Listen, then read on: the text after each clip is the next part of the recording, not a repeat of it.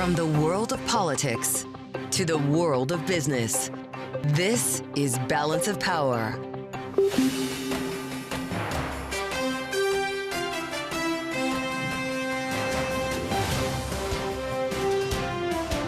Live from Washington, D.C. From Bloomberg's Washington, D.C. studios to our TV and radio audiences worldwide, welcome to Balance of Power. Alongside Joe Matthew, I'm Kaylee Lyons. Tonight, heading to Europe and making headlines along the way. Trade deals are going very well. I think Russia and Ukraine, I think they're coming along, we hope. Very fragile. And Iran, I think, is going very well. We'll see what happens. The President of the United States set to arrive in Rome just a short time from now as he prepares to attend the funeral of Pope Francis, using the occasion to meet with world leaders as tariffs and an anxious world economy remain front and center. We'll preview what's to come and discuss the tariff fallout. Former U.S. Trade Representative Susan Schwab speaks with us this hour. Plus, U.S. Special Envoy Steve Witkoff meets with Vladimir Putin in Moscow to continue negotiations to end the war in Ukraine, as President Trump pushes Ukraine to sign a rare earths deal with the U.S. immediately.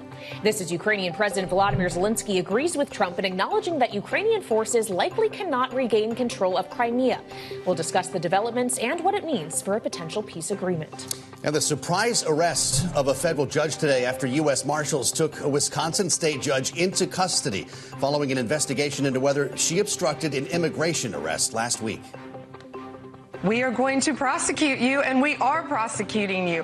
I found out about this the day it happened. We could not believe, actually, that a judge really did that. The charges and what the moves from the FBI could mean for judges across the country coming up.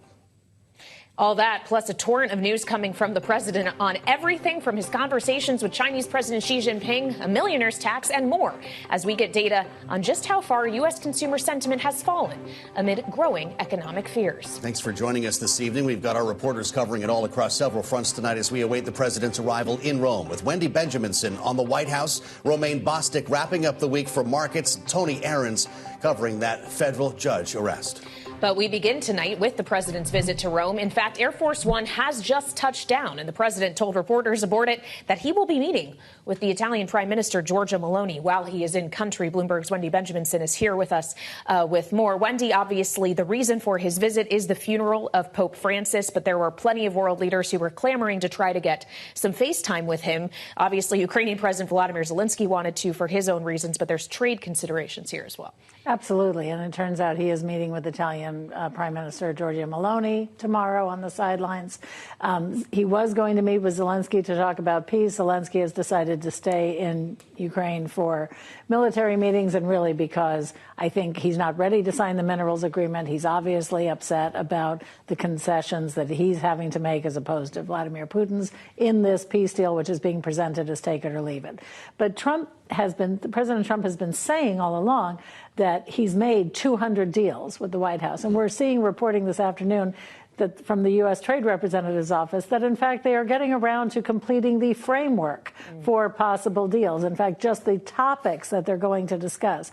So even if he meets with these world leaders and even if he says there are a lot of deals happening, we are days, if not weeks, away from any actual trade deals. We've got a live view of Air Force One for our viewers on Bloomberg TV and on YouTube as we wait to see President Trump emerge from the jet. They're just pulling up the stairs as he arrives in Rome for the funeral. Wendy, are we making too much out of this as an opportunity or a venue for negotiations? And now that we know that President Zelensky won't be there, I can't imagine we have a breakthrough on EU trade with Giorgia Meloni. Maybe you see it differently. I don't think we'll have any breakthroughs from these. I think this is a chance for leaders to flatter President Trump, to get on his good side, to have FaceTime with him in a way that they, don't have to come and do an official state visit with the news conferences and all of that in the Oval Office spray.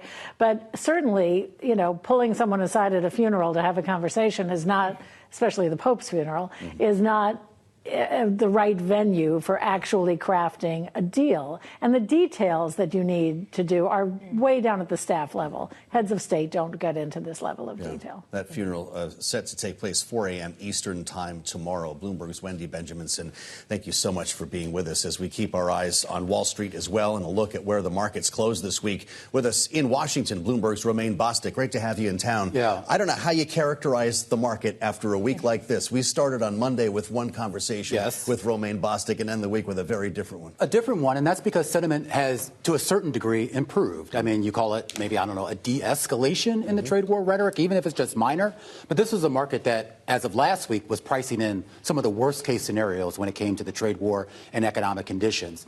So I think maybe they kind of felt by Tuesday, with some of the comments out of Scott Bessent and some of the other administration officials, even Trump himself, seemed to suggest that maybe there was a light at the end of the tunnel. Now, I don't know how long that tunnel is. It could be months, could be years.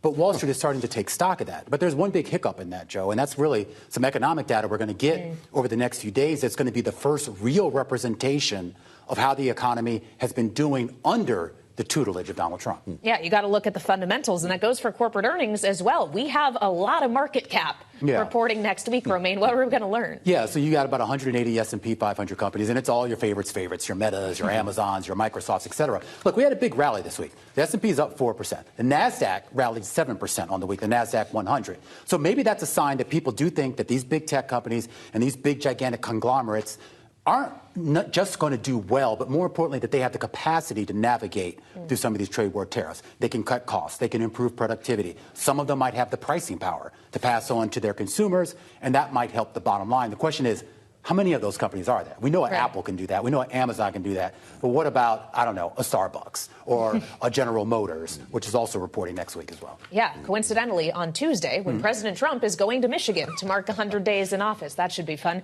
Bloomberg's Romaine Bostick here in Washington. Thank you so much for joining us.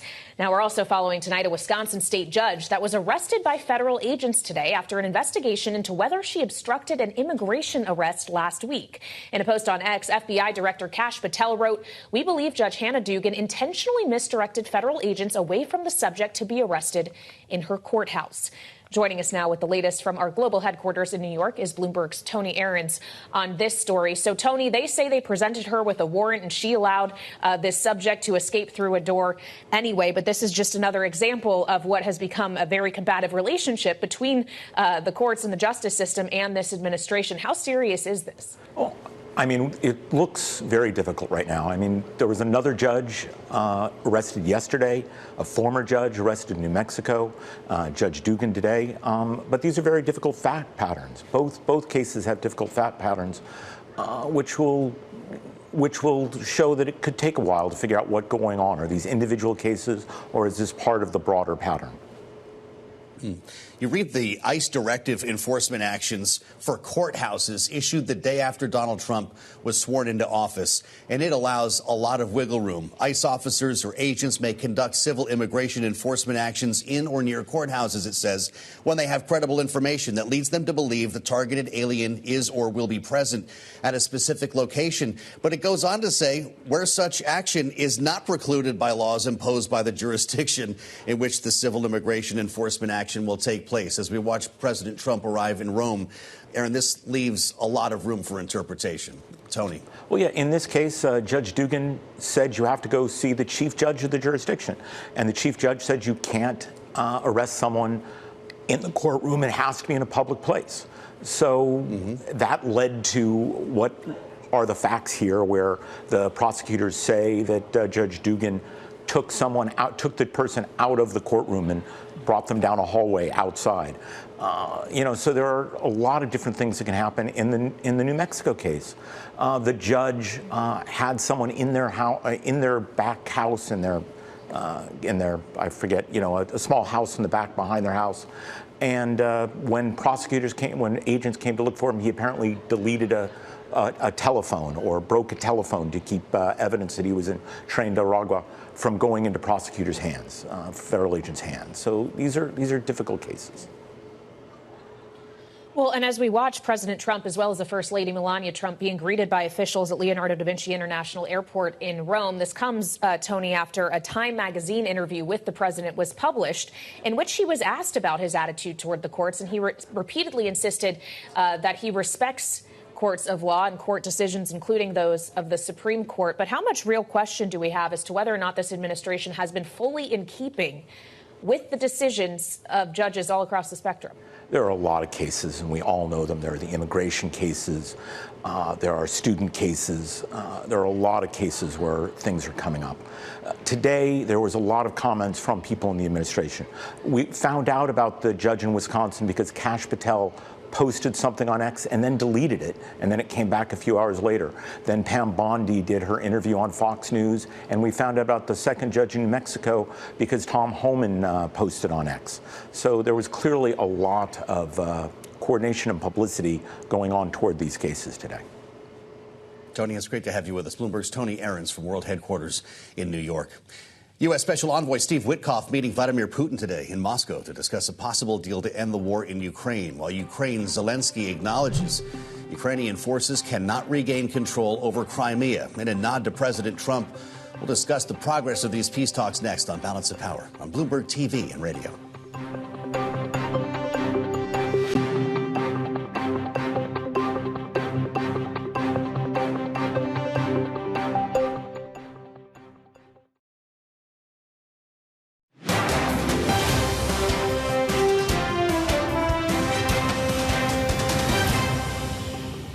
Putin is taking advantage of the status of negotiations, the pressure that the U.S. is putting on Ukraine in order to escalate his attacks and try to add to that pressure and get more concessions along the way, such as demilitarization, for example. So every time that Trump tries to offer something positive for Putin, Putin pockets that and then ups the ante again with more attacks. Kurt Volker, former U.S. ambassador to NATO, talking with us yesterday on Balance of Power, discussing Vladimir Putin's efforts to take advantage of the pressure that President Trump is putting on Ukraine to accept a peace deal. With us now and his perspective, more on this, Charles Kupchan, senior fellow at the Council on Foreign Relations, professor of international affairs at Georgetown University. It's great to have you back on Bloomberg, sir. The president took to Truth Social today to chastise Volodymyr Zelensky for not signing a minerals deal, and he went on to write, "Work on the overall peace deal between Russia and Ukraine is going smoothly. Success seems to be in the future." What would he be basing that on after what you've seen in the past couple of days? I think he's probably overdoing it here, as Trump often does. We don't yet know whether we are near the finish line, whether there is a light at the end of the tunnel. Trump, broadly speaking, is doing the right thing by reaching out to Putin, by starting a dialogue between Washington and Moscow, because this war won't end without that dialogue. But I have to say the overall negotiations have been handled chaotically. He's sort of gone over the heads of the Ukrainians, straight to the Russians to try to strike a deal. He really ought to do his homework first, talk to the Ukrainians, talk to the European allies, get a game plan, and then start negotiating with the Russians. So it's very difficult to tell where we are now because the rollout of this effort has been such a mess. When you say, Charles, that there would be no way to end the war without a dialogue, do you mean a dialogue specifically that involves the U.S., or there just has to be a dialogue mediated by some third-party country? Because the U.S., at least through J.D. Vance and Secretary of State Marco Rubio this week, has suggested they may soon be walking away. Well, both. I think you have to have a U.S.-Russia dialogue, and you have to have a Ukraine-Russia dialogue. But in the end of the day, I think what is really interesting Putin is his relationship with Trump. The idea that Trump can bring him in from the cold, bring him back in and put him at the table with other major powers, bring down the U.S. sanctions. So there needs to be a direct Washington-Moscow channel here, but that has to be embedded in a broader diplomatic landscape. And that's where I think Trump has probably made his biggest mistakes, dealing with the Ukrainians and with the Europeans almost as an afterthought, when the bottom line here is that Trump can't get a deal without Zelensky, the president of Ukraine, saying, yes, I agree to this.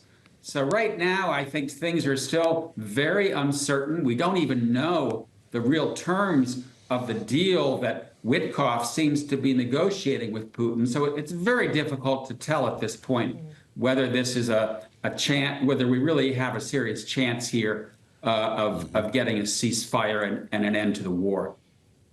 Charles, Volodymyr Zelensky today acknowledged that Ukrainian forces on their own would not be able to retake Crimea. I wonder what you make of the significance of this comment, if it's an evolution on what Zelensky thinks about his own military's ability, or an acknowledgement that the U.S. would not likely help him to that end. Well, I think, the best element of the status of negotiations that we have today is that the Russians have said we are ready to agree to a ceasefire in place. And in the end of the day, that's probably the best that Ukrainians are going to be able to do, because Russia has more manpower, bigger economy, bigger military industrial base. Ukraine is not going to take back Crimea and those parts of eastern Ukraine occupied by Russia by force. But whether this is a good deal for Ukraine or not really depends upon aspects of the agreement that remain quite opaque. Is Putin ready to accept that the 80% of Ukraine that is still run by Kyiv, that is still free, will be a success story, a going concern, able to rebuild its military, able to get arms from the West? If the answer to that is yes, and Putin can live with a successful democratic Ukraine anchored in Russia, I think Zelensky should sign off tonight. But Putin has over the past said, I want a demilitarized Ukraine. I want regime change. Is he still going to ask for that? Well, and when we consider that remaining 80% of Ukraine, what's to say he wouldn't go in and try to take more of that share if he's guaranteed that Ukraine can never be part of NATO? Well, that's precisely why we need to know whether, as part of the negotiations with Putin, the United States is ensuring that that part of Ukraine that is still run by Ukrainians will be free to defend itself, will be free to rebuild its army, will be free to enter the European Union, i.e., will be a success story. And until we have those sorts of details about Ukraine's ability to make its own choices and prepare to defend itself for Russia against the long haul, it's very difficult to judge whether this is a good deal for Ukraine or whether this is just Putin buying time to ultimately continue his effort to subjugate Ukraine and pull it back into Russia's sphere of influence. All right, Charles Kupchan, Senior Fellow at the Council on Foreign Relations, joining us this evening. Thank you so much. Now, as world leaders gather in Italy for Pope Francis's funeral, Ukrainian President Volodymyr Zelensky says he might not be able to attend due to military meetings, even though he did desire to meet with President Trump on the sidelines of the Vatican. We'll discuss more with our political panel next on Balance of Power on Bloomberg TV and radio.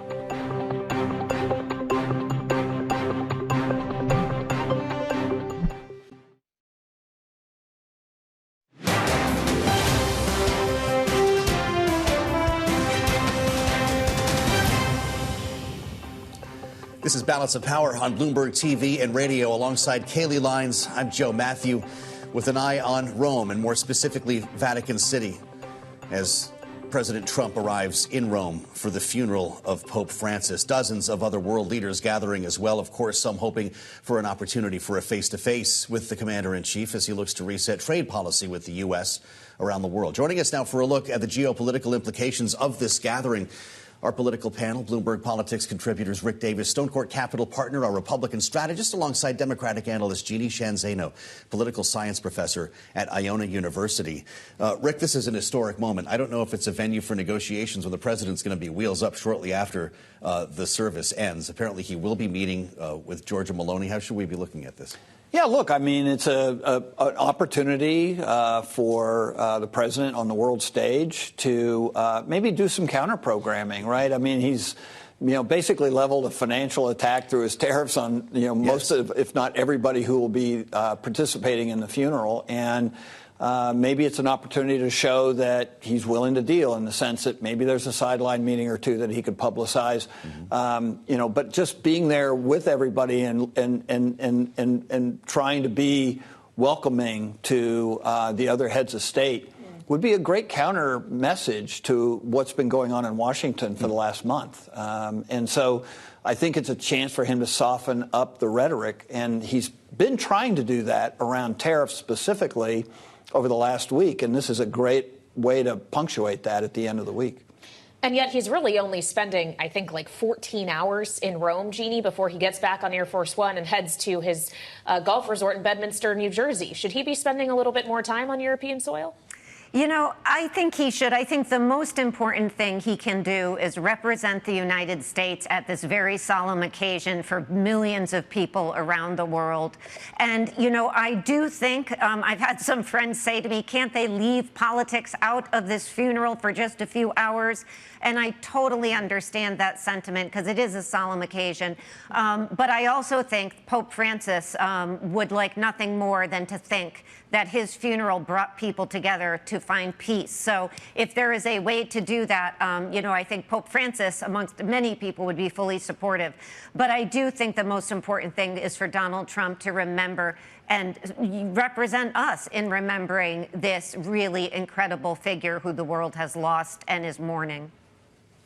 Beautiful view of St. Peter's Basilica this evening.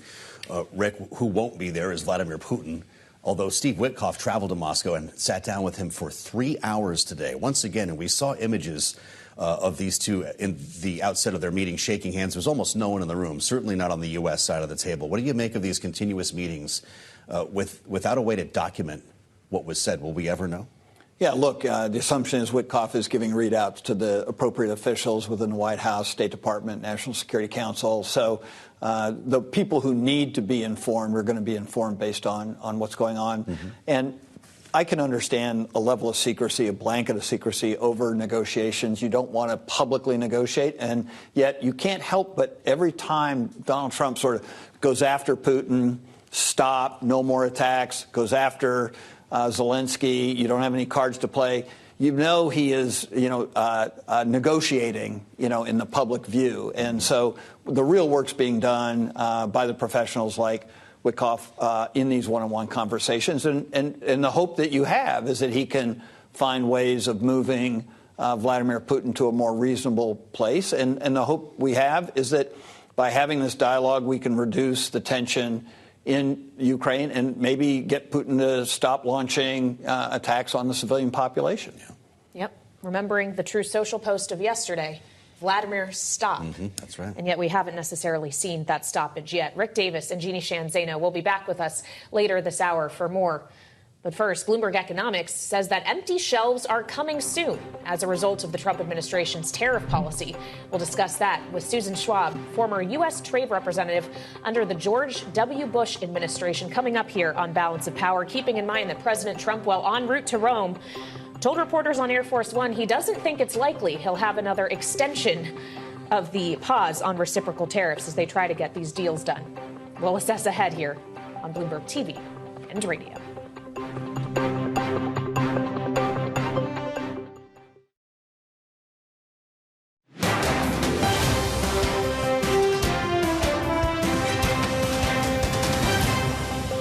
I think the tariff plan is doing very well. We're resetting the table.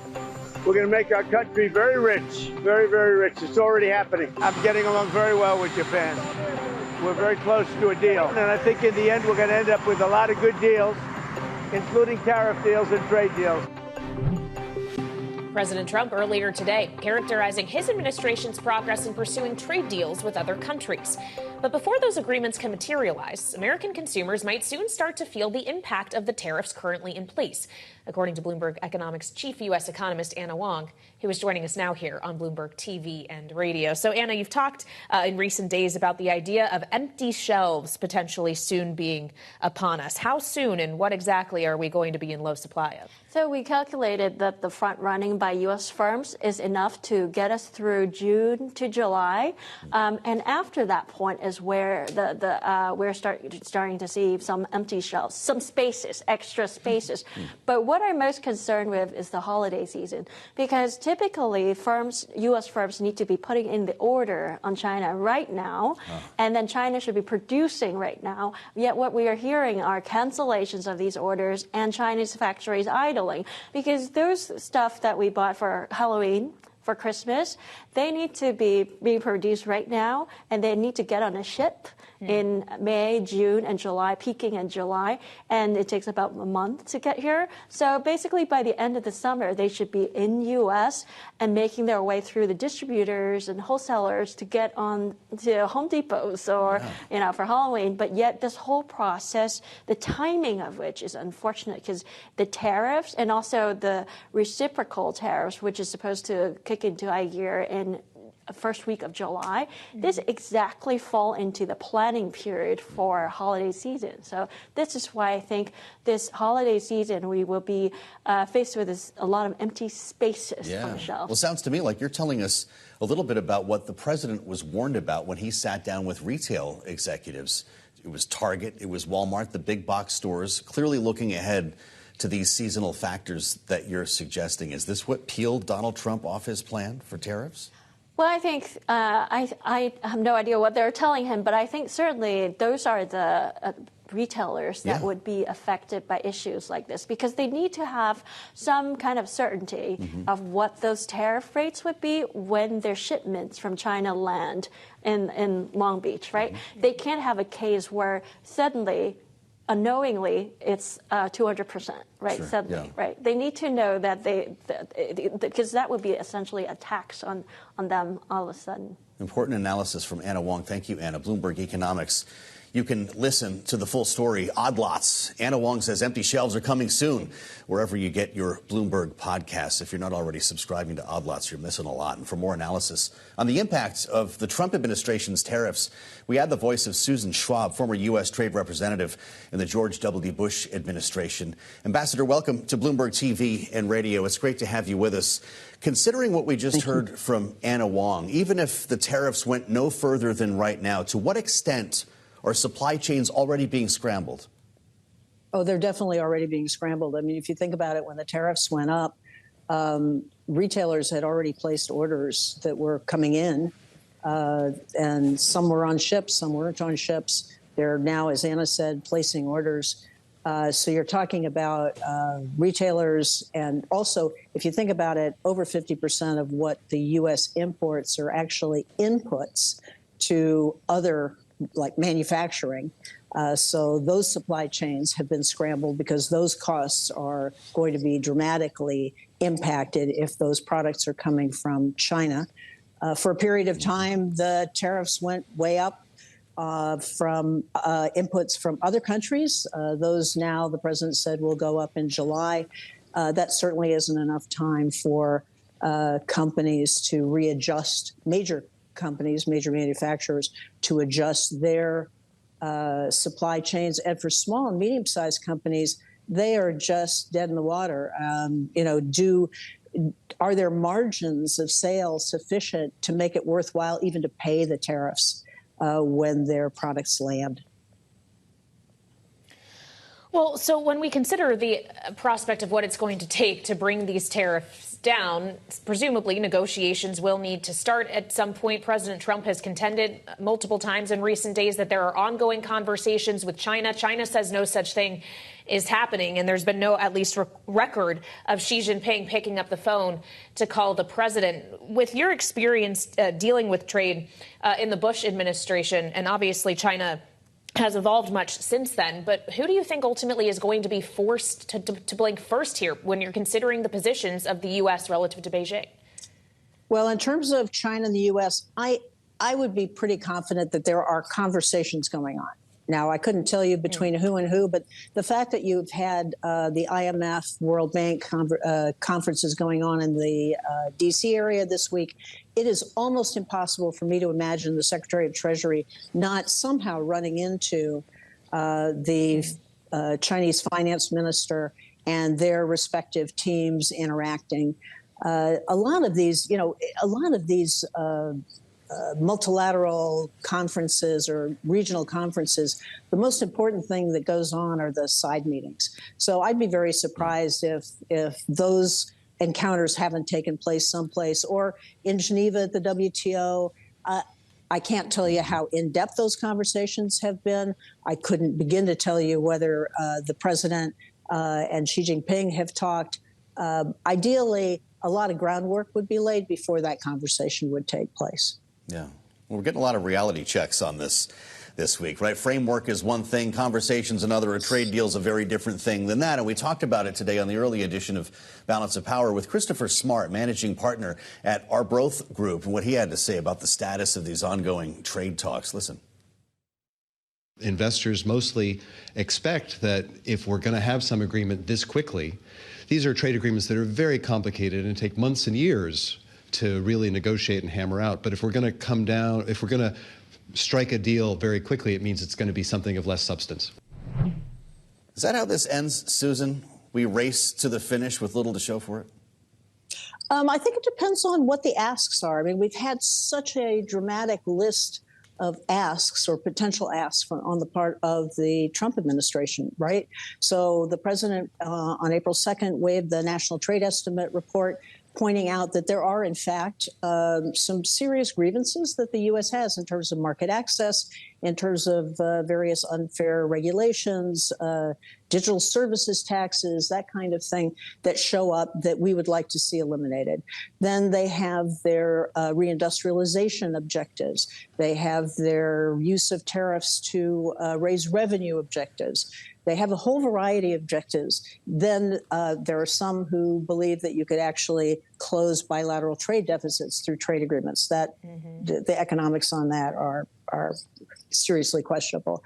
But depending on what it would take to declare victory, you could see a package that has some barrier reductions, that has some purchase agreements, that perhaps has some companies from that country saying they're going to invest in the U.S.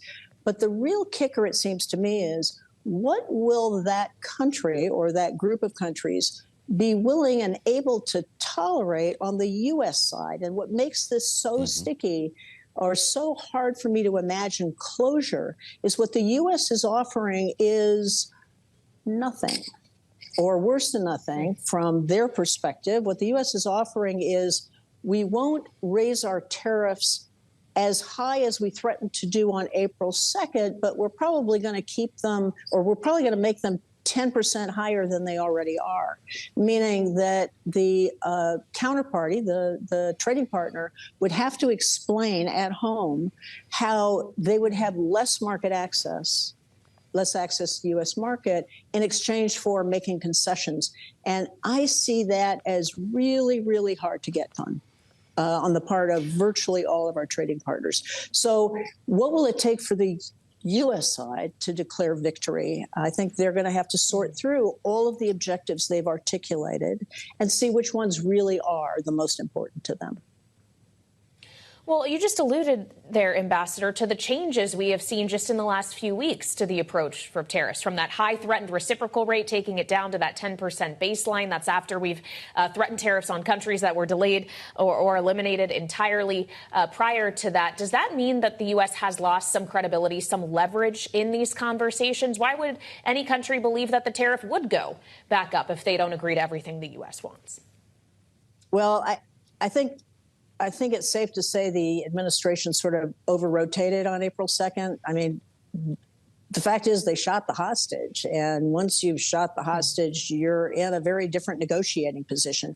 That said, I think most of our trading partners would like to see some normalization of bilateral trade and, geopolitical relations with us.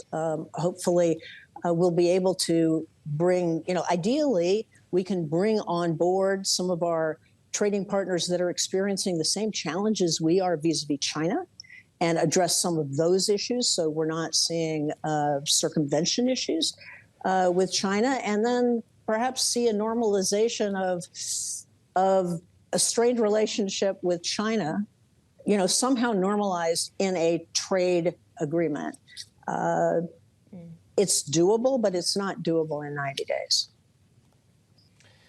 Well, and that's the timeline we're working with, at least for now. Susan Schwab, former U.S. Trade Representative under the George W. Bush administration, thank you so much for joining us. Thank you. Attorney General Pam Bondi says that the U.S. will prosecute judges over obstruction after the FBI arrested a Wisconsin judge in one such case earlier today. We'll discuss today's arrest and what it means for judges nationwide when we reassemble our political panel next on Balance of Power on Bloomberg TV and radio.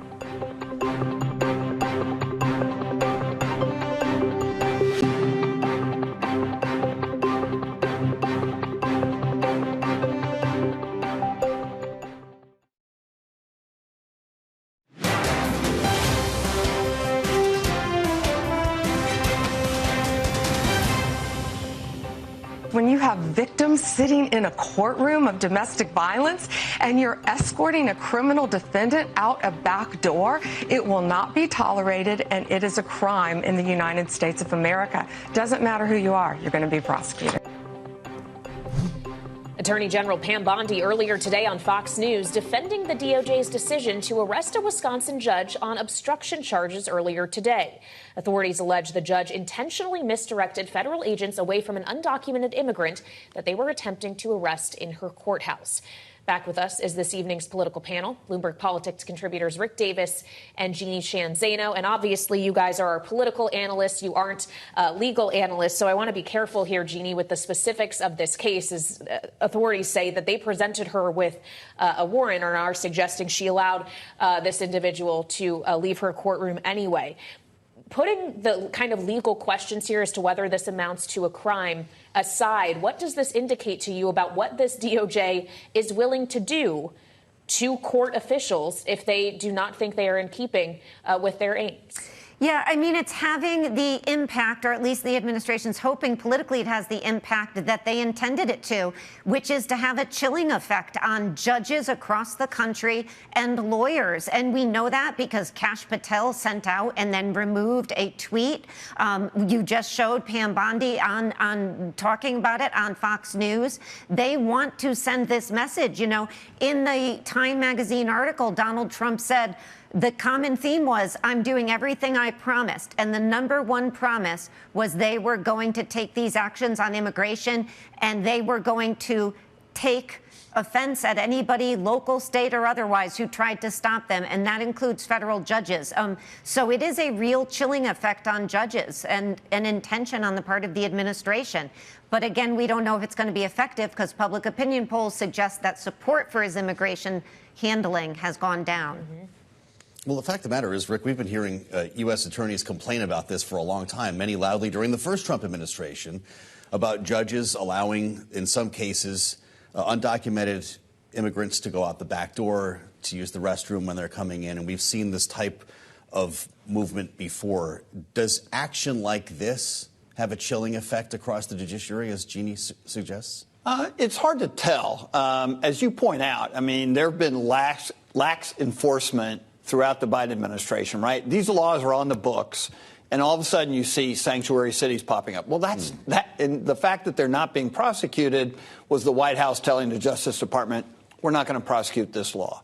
But we're a law-abiding society, and so if it is against the law to shield an immigrant who's violated the law by being in the country illegally, then there has to be some repercussion, right? You can't just keep looking the other way. And arguably, these tactics have stopped the flow of immigrants illegally coming into the United States. I mean, we're down to virtually no one coming across the border, compared to 4 years ago, where we had a rush of migrants coming across the border.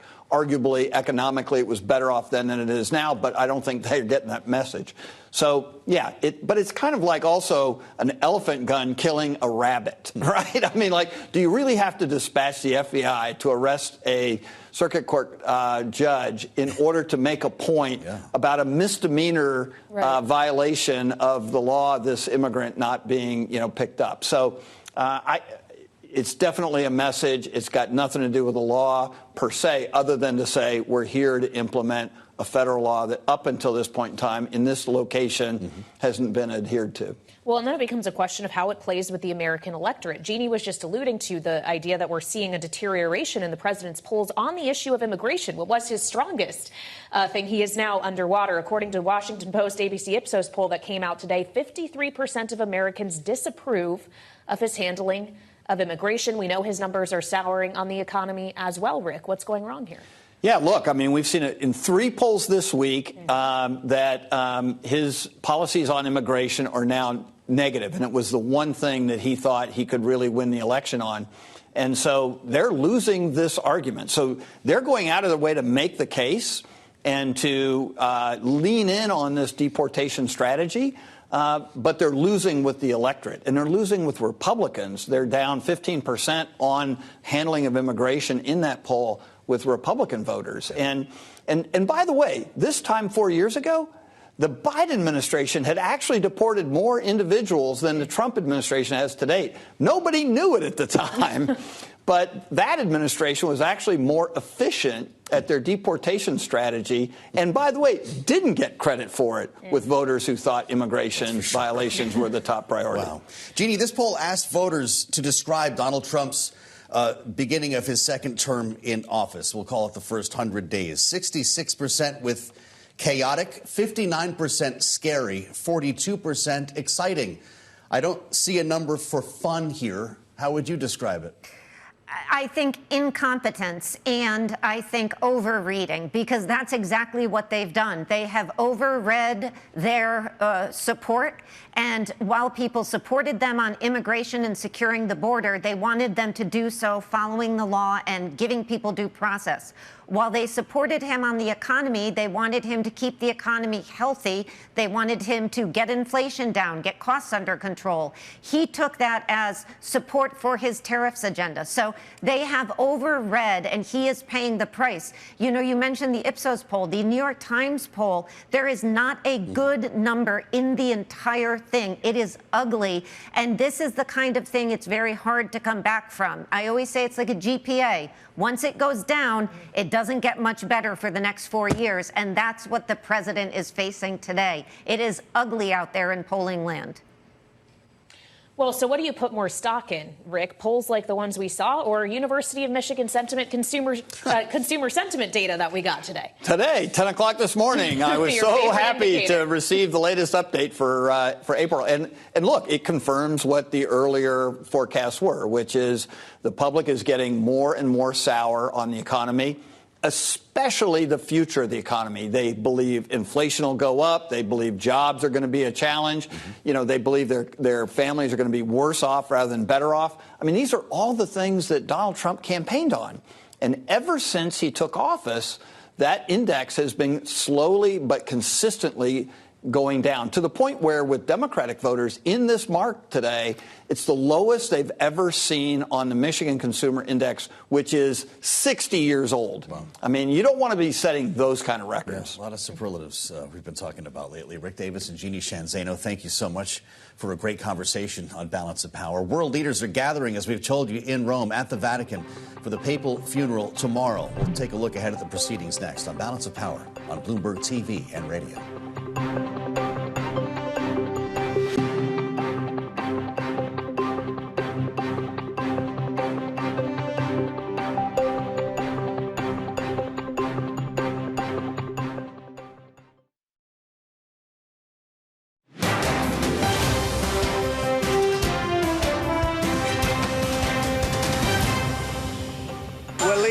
Going to Rome, where we'll be attending the funeral of Pope Francis. It's going to be very interesting. We're going to meet with a lot of the foreign leaders they want to meet. And we're going to Rome to pay our respects, and we'll be leaving that same day. President Trump this morning before boarding his flight to Rome, where world leaders are gathering to attend the funeral of Pope Francis. It'll happen in the early morning hours, East Coast time tomorrow. The president touching down in Italy earlier this hour, in fact. 130 foreign delegations set to attend, Kaylee, including 50 heads of state. He may not have a front row seat, but the president will be keeping some pretty interesting company when this proceeding takes place tomorrow, and then he'll be heading back home pretty quickly. Yeah, before he does, though, the president says he'll be meeting with the Italian Prime Minister, Giorgia Meloni, at least, as there was a question as to what of those heads of state may be getting some one-on-one FaceTime with President Trump to discuss issues like trade, but also, of course, the ongoing war in Ukraine. And I would just note, President Trump did just post on Truth Social. He calls it a good day in talks and meetings with Russia and Ukraine and says they are very close to a deal. He thinks the two sides should now meet at very high levels to finish it off with, to use the president's words, most of the major points agreed to. Which is not something that we've heard from Russia or Ukraine. It would be pretty remarkable to see direct negotiations between the two countries. What he suggests or what he means by finish it off, Kaylee, is something that might take some time to understand. Yes, indeed. And of course, you can get more coverage of that over the weekend in the Washington Edition newsletter, on the terminal and online. And we'll be back on Monday for more analysis on that after the president's trip to and from Rome. And Congress will be back next week as well. So get some rest this weekend. It's going to be another wild one next week. This is Bloomberg TV and Radio.